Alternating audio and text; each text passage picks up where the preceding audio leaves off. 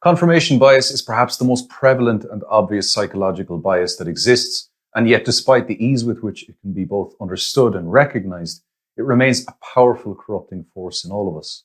Nobody is impervious to its effects, and when we reflect on it, it's not entirely surprising why. Simply put, confirmation bias is the psychological tendency to only seek out or pay attention to information or evidence that confirms our pre-existing beliefs, and to avoid or ignore evidence or information that seems to contradict or undermine our pre-existing beliefs.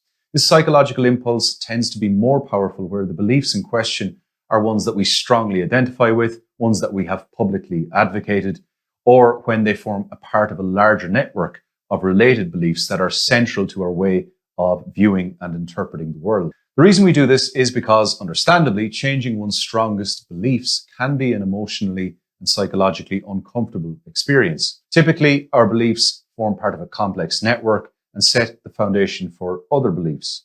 If we find that one of our deepest beliefs is incorrect, it may require us to revise and update hundreds of other beliefs and convictions at the same time.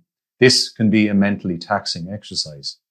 Not only this, but there is, of course, the obvious feeling of shame or embarrassment that can accompany the recognition that we have been mistaken in the past. Nobody likes to admit that they are wrong, even privately, and even less so publicly. People have a not entirely unreasonable fear that others will judge them as less intelligent if they publicly admit that they have made a mistake. Finally, absorbing and applying contradictory information about reality can be disorientating.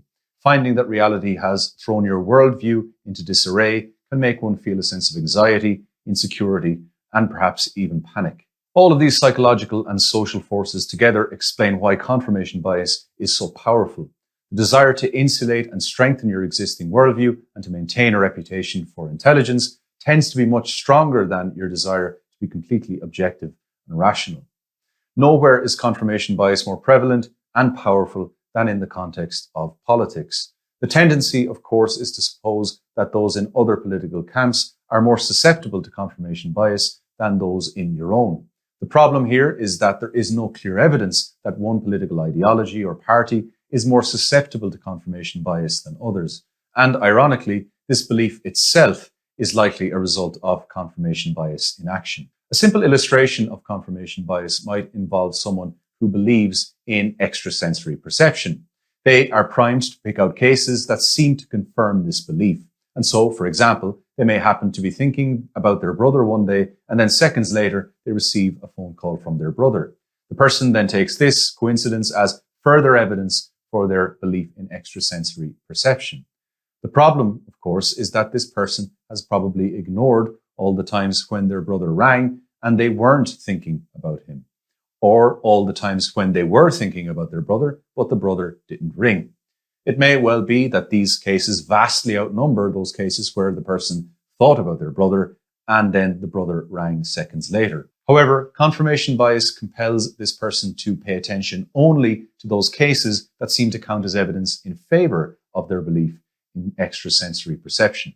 This example will strike most of us as an obviously incorrect form of reasoning, all the more so for the fact that the belief in question in extrasensory perception is on its face a highly controversial one. The problem is that confirmation bias becomes perhaps even more powerful and more difficult to notice in contexts where the beliefs in question seem to be fairly uncontroversial or more scientific and therefore more plausible. There are countless examples from the history of science of very intelligent people holding firmly to the prevailing theories of the day, despite a growing collection of contradictory evidence. Peter Gray notes in his book Psychology that doctors are very susceptible to this impulse and should be very aware of the potentially damaging effects of confirmation bias in the context of diagnostics and treatment decisions. He notes that, for example, a doctor who has jumped to a particular hypothesis as to what disease a patient has may then ask questions and look for evidence that tends to confirm that diagnosis while overlooking evidence that would tend to disconfirm it. The potentially dire consequences in such a case are obvious, as it may mean the difference between a person receiving life-saving treatment and not receiving life-saving treatment.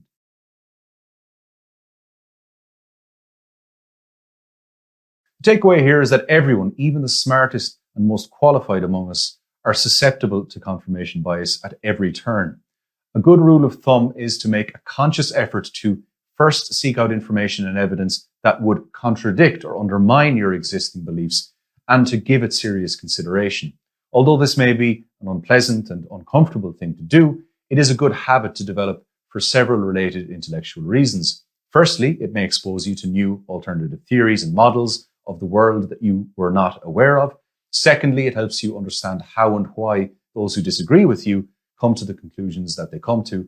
And finally, of course, it may expose you to new information and cause you to update and improve your existing beliefs. More specifically, it is even more important to follow this rule of thumb in contexts where you are considering a belief or system of beliefs that you have a very strong emotional or personal investment in, as it is in those very cases that you're most likely to succumb to confirmation bias.